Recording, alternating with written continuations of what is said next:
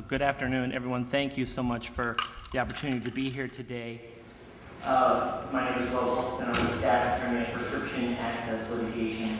And I wish I was actually paying more attention, though I thought I did a good job earlier with the Dauber panel, because now I have to sit here and contradict many things that an economist has just said, and I'm just a lawyer. So I do my best. PAL, or Prescription Access Litigation, we have a mission, and that's to use consumer class action lawsuits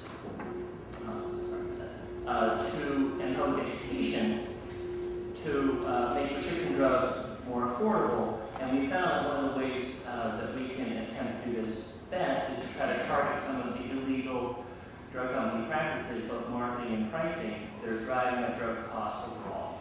The PAL Coalition is, I should also disclose that from all the settlements and the class action lawsuits we've been involved in, there have been 32 sets of lawsuits so far, and there have been about 12 settlements, resulting in just under $1 billion that has been returned to consumers and insurers. And I want to disclose that PAL doesn't receive any funds from any of those settlements that our coalition members are involved in, with the narrow exception of attorney's fees when we've objected to settlements brought by outside or other attorneys. The PAL Coalition is 130 different organizations nationwide. We started primarily with consumer organizations and unions, and then after some decisions around associational standing, we found that more and more our cases really depend upon getting small union benefit funds, which are small third-party payers, to be lead plaintiffs in these lawsuits. So in terms of what's wrong with direct-to-consumer advertising, we feel that it overemphasizes drug therapy. You don't have ads by the exercise folks or the fresh food folks saying, ask your doctor if you need more exercise or you need a better diet, right? That being said, the advertising also promotes the use of brand name drugs. You don't have ads by the generic companies almost ever, promoting different drugs that, with the profit margins that are very, very small. Most of the advertising, if not nearly all of it, is by the brand name companies. Now, we feel that direct-to-consumer advertising does undermine the doctor-patient relationship, and we also feel that it affects prescribing decisions. And there's one study that was done by some folks, and they actually hired actors to go into doctors' offices. And if you see the bars there in pink, the one that says 31%, so those folks went into a doctor's office and said that they were feeling depressed. They just complained of symptoms. Now the folks in the bar next to it, the 53%, those folks said, I'm feeling depressed, and I think I'd like you to write me a prescription for Paxil. Okay, and so. When we looked at the frequency of prescribing, when people ask for a specific drug by name, they're more likely to be given a prescription than some other kind of treatment, right?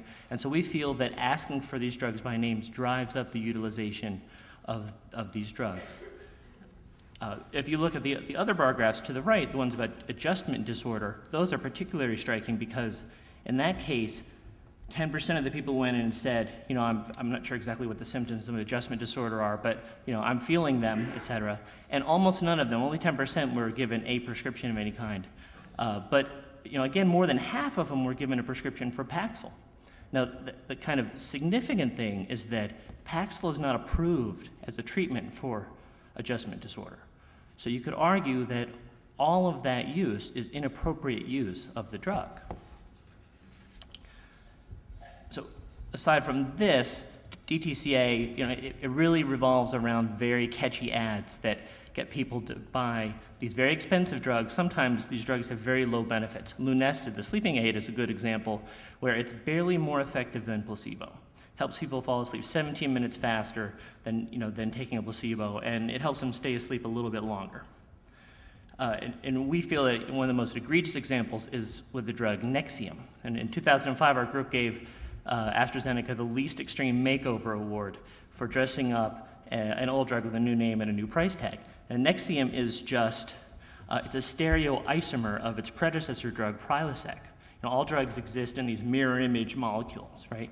And so AstraZeneca figured out a way to manufacture just the right-handed image of the drug, and then they released it, and they also promoted it saying it was better, right? But there's no evidence that it's actually better, but it is 7 times more expensive. And this ends up being very costly overall. We feel this was done, probably one of the best examples of widespread advertising. Everyone's heard of the little purple pill, right? We all saw those ads, et cetera.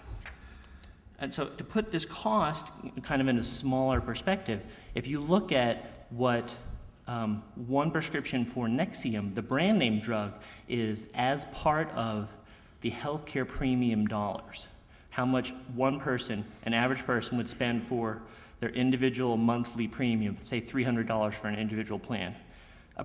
Getting a prescription for Nexium costs nearly half of all of their healthcare dollars, right? So if they were to do that twice, say with another drug in the cholesterol control class, like Lipitor or Vytorin, if they were to be given the brand name drug because they asked their doctor for it, again, that would eat up nearly half of their healthcare funds.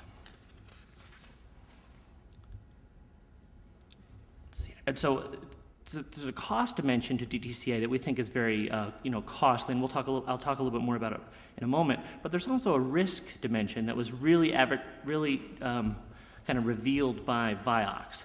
Vioxx was probably one of the most successful marketing promotions because it's a drug that ultimately 20 million people took, but it's really no better than some of these over-the-counter painkillers like naproxen or Aleve, and then ibuprofen or I forget, Advil.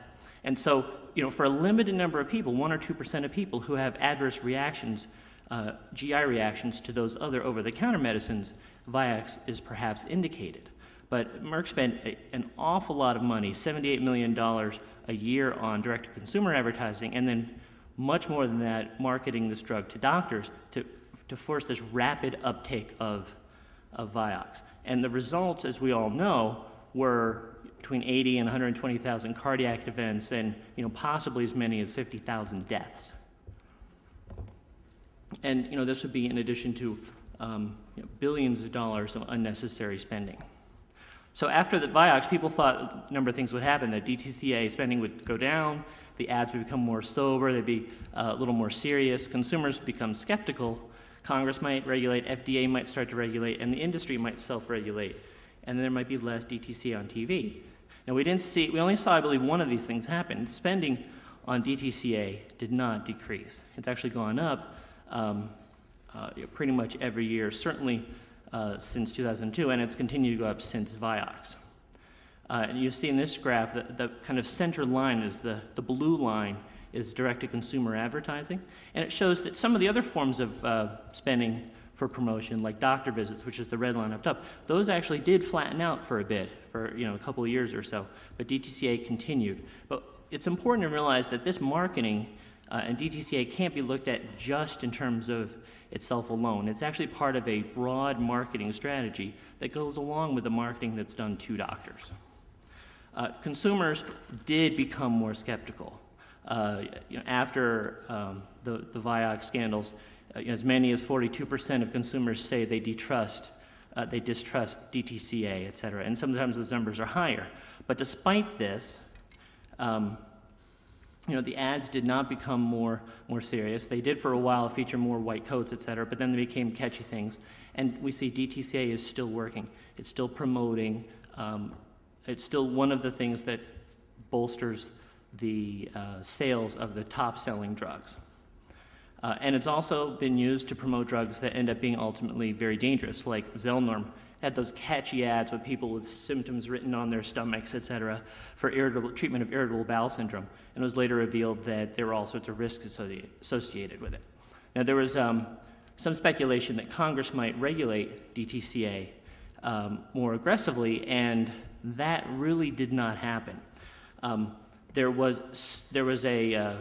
some moves in 2007 to create a user fee pre-approval system under FDA where ads could be submitted, reviewed, and then approved beforehand. But FDA and Congress didn't fund and implement the program. It's still in waiting, et cetera. FDA was given a little bit of authority to require changes to drug labeling, but again, there's no guarantee that they're going to enforce, and they were granted what I consider to be very weak enforcement authority in terms of giving fines in response to deceptive ads. And when you think about the kind of money that these ads and these drugs bring in, a $10 million cap on the fines, I think, is just ludicrous. Now, one positive sign we see in this graph is, far to the right, but what this does show is that FDA enforcement has generally been kind of going down since about 2000. And I think we're leaving a period of what I would describe as lax enforcement by FDA. Unfortunately, I think the new administration might be moving in a different direction. One thing we do see, if you look at the bar graphs on the right, I apologize, they're a little bit small, but there's been more and more attention by FDA to advertising directed to consumers on the internet and on the World Wide Web.